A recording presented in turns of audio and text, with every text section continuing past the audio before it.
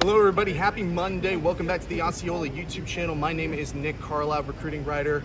This is head editor Bob Ferrante here on day 5 of Florida State's fall practice. And just some first impressions for today. Bob, you and I spent most of the practice together watching, and really kind of felt like a mixed day of practice, didn't it? There were some portions of practice where we're like, okay, things are moving around pretty quickly.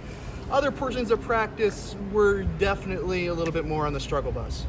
I think a lot of fans have had the question about the wide receivers going into camp. We've seen some really good days, and we saw some really good moments today. We also saw way too many drops, I think, for our liking today. Some issues in those red zone short yardage situations, indecision by DJU, I think more than Brock Glenn. I thought Brock did a better job of finding receivers.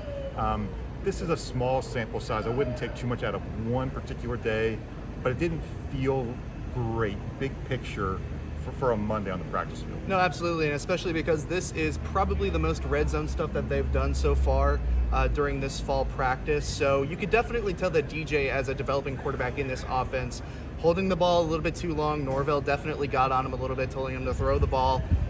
Just a little bit. And that was in 7-on-7. I thought they looked a little bit better once it got to 11-on-11. There was definitely some more variety in the play calling, definitely some more stuff out of the backfield. But something that I also wanted to touch on today is I thought a lot of young guys, specifically newcomers that came during the summer window, had really good days. Thought Mekhi Danzy, who has been really impressive in the running back room. He's really stepped up. I thought he had a great day. Ricky Knight has looked great the past couple of days. A couple of interceptions, and were really close to interceptions. So who are some of the other guys that have stuck out to you there, Bob? I think Ricky Knight makes at least one play, or sometimes two plays, almost every practice. It's super how he pops as a freshman who was not here in the spring, right?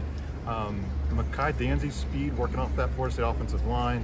We see how he can bust it off tackle, but also he's got the physicality. He's got enough physicality to run between the tackles. You start to wonder which of these freshmen, are they behind because they arrived late?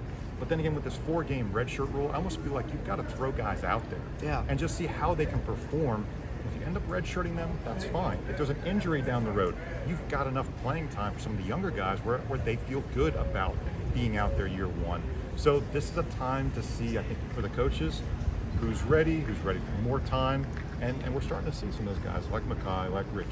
Yeah, absolutely. And I think a lot of our focus has been on, what are the wide receivers going to look like? What are they going to look like in their chemistry with DJ and Brock coming into camp here? But I do want to touch a little bit quickly on the running backs, because I feel like we haven't necessarily given them their flowers enough. Sam Singleton and Keziah Holmes are kind of two guys that are going to be fighting for those extra reps, and they've continued to really flash.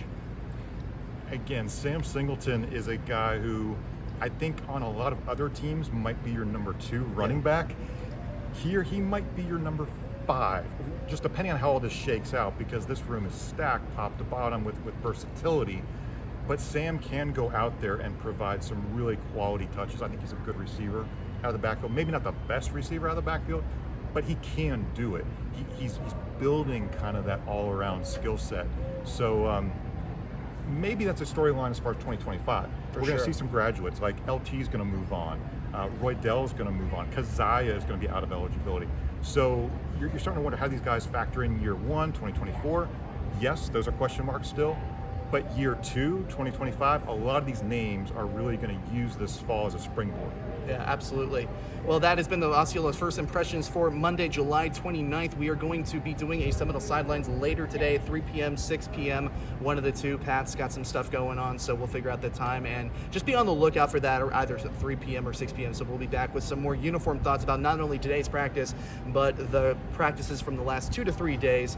Thank you all so much for watching. Make sure that you subscribe to the Osceola YouTube channel if you haven't done so already. Every like, every comment, it helps us out greatly. If you want more of our practice reports, our recruiting stories, our analysis, make sure that you go to floridastate.rivals.com or theosceola.com. You'll find all of that there. Once again, thank you so much for watching. I'm Nick Carlisle. That's head editor Bob Ferrante, and we will see you a little bit later.